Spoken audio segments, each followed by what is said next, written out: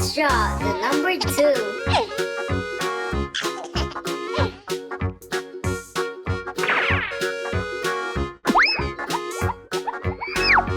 Drawing some eyes.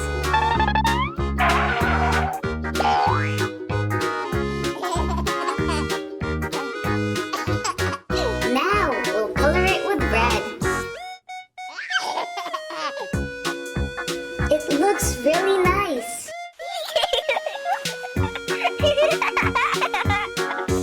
I really love drawing.